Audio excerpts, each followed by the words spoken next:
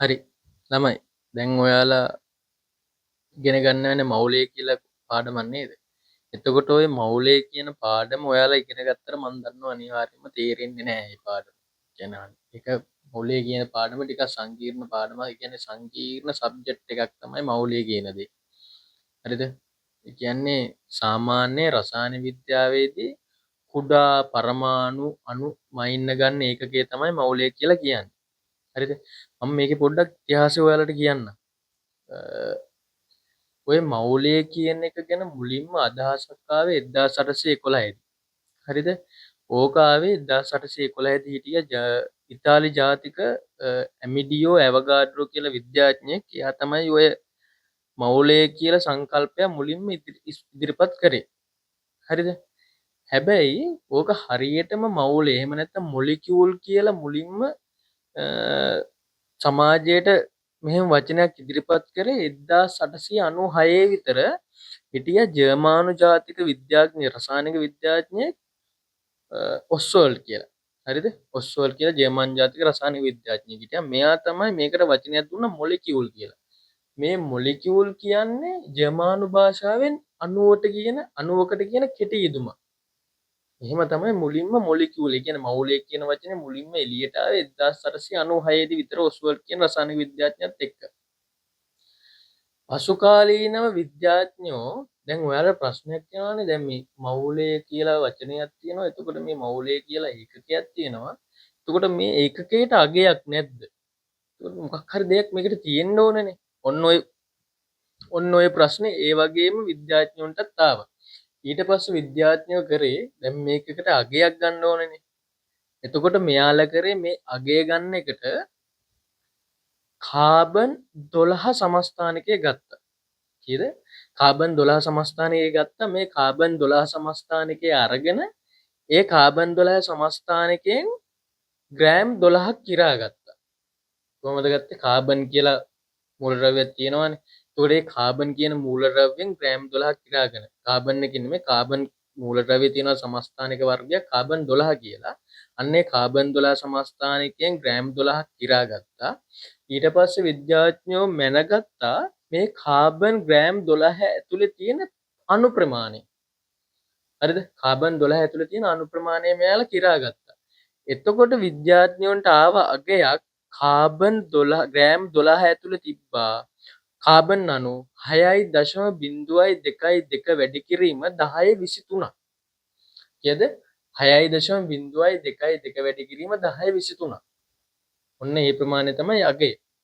Carbon C12 සමස්ථානිකයේ gram 12ක් කිරා ගත්තට පස්සේ ඒ ග්‍රෑම් 12 තියෙන කාබන් අණු ප්‍රමාණය මැනගත්තට පස්සේ මෙයාලට ආවා 6.0.22 වැඩි කිරීම 1023ක්. හරිද? මෙන්න මේකට මෙයාලා කියව ඇවගාඩ්‍රෝ නියතය කියලා. හරිද? ඊට පස්සේ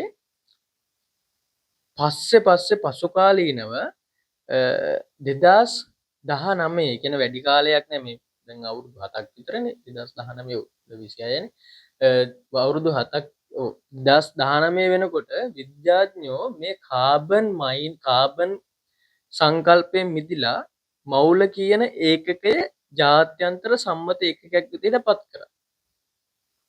ඕන්න ඕක තමයි සරලව කෙටියෙන් කියෝ සරලවම මෞලය කියන එකේ ඉතිහාසය ඕන්න ඕක තමයි.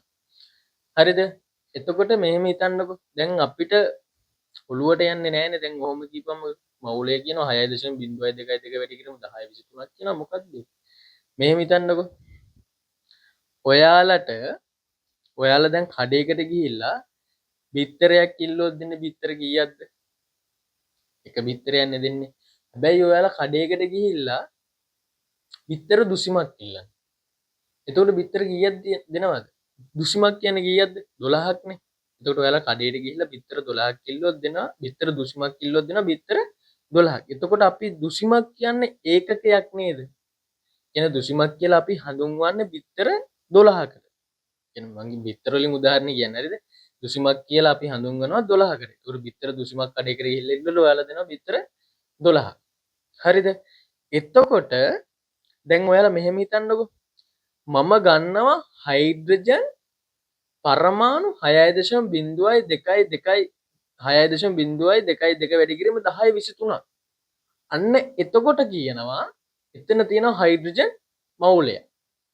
තේරුණාද? ඒ කියන්නේ හිතන්න දැන් මම කඩේකට ගිහිල්ලා බිත්තර දුසිමක් ඉල්ලනවා. එතකොට මට දෙනවා බිත්තර 12ක්. නැත්තම් මෙහෙමත් හිතන්න පුළුවන්.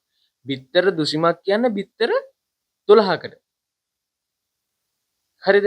එතකොට හයිඩ්‍රජන් 6.02 වැඩි කිරීම 10.23ක් කියන්නේ හයිඩ්‍රජන් කීයක්ද? හයිඩ්‍රජන් මවුලයක්. එතකොට මවුලය කියන ඒකකය ජාත්‍යන්තර සම්මත ඒකක SI ඒකකය කියන්නේ අගේ කීයද? 6.02 වැඩි කිරීම 10 කීයද? 23. ඔන්න ඕක තමයි මවුලයේ සරලම කතන්දරය. හරිද? මේ මවුලය කියන සංකල්පය ඇත්තටම සංකීර්ණයි. හරිද? ඒ කියන්නේ මවුලය කියලා කියන්නේ මොකද්ද දන්නවද? මවුලය අපි සාමාන්‍ය රසායන විද්‍යාවේදී භාවිතා කරන්නේ ඉතා කුඩා පරමාණු සහ අණු මයින්ඩනේ. එතකොට ඒක ඇත්තරම ඉතා කුඩා දේවල් ටිකක්. එතකොට ඒක ඇත්තරම සංකීර්ණ දෙයක් වෙනවා. ඉතින් ඒක තේරුම් ගන්න ටිකක් කාලයක් යනවා. එතකොට මේක ඉතින් අර ඒ සබ්ජෙක්ට් එකත් එක්ක අධ්‍යයනය කරලා එහෙම දෙයක් කරගන්න ඕන. සාමාන්‍යයෙන් O level ලියන ළමයෙක්ට අර ටිකක් තේරෙන්නේ නැති සබ්ජෙක්ට් එකක් තමයි ওই මවුලය කියන පාඩම. ඉතින් ওই පාඩම පොඩ්ඩක් අර විස්තරාත්මකව පැහැදිලි කරලා ඉස්සරහට ඒ කියන්නේ මේකේ මොකක්ද උනේ මෙහෙම උනේ මෙහෙම තමයි ආවේ කියලා ඔළුවට දාගත්තාම පොඩ්ඩක් ඒක පොඩ්ඩක් සෙටල් වෙනවා. ඊට පස්සේ ඕක අර මේ කතා ඒ කියන්නේ ගණන් ටික හදලා අනම්මනන් ටික කරගා ඒ කියන්නේ කණන් ටික හදලා පේපර් ටිකක් කරාට පස්සේ ඕක අවුලක් වෙන්නේ නැහැ. මේ මවුලය කියන එක අනිවාර්යයෙන්ම ඒ ලෙවල් වලට නම් ඕනේ. බයෝ ඒ කියන්නේ කෙමිස්ට්‍රි පැත්තට කරනකොට ඉතින් කෙමිස්ට්‍රි සබ්ජෙක්ට් එක කරනකොට කෙමිස්ට්‍රි වලට අනිවාර්යයෙන්ම ওই මවුලය කියන සබ්ජෙක්ට් එකෙන් පාඩමක් වෙනම තියෙනවා. එතකොට ඉතින් ඒ ටික අනිවාර්යයෙන්ම ඉතින් ඔය මවුලය කියන එක ටිකක් දැනගෙන බේස්මන්ට් එකක් දාගෙන තියාගන්න එක හොඳයි. ඉතින් මම ඒක ගැන තමයි ඔයාලට මේ කීවේ. මවුලයක් කියන්නේ මොකද්ද? මවුලයේ ඉතිහාසය කොහොමද ආවේ?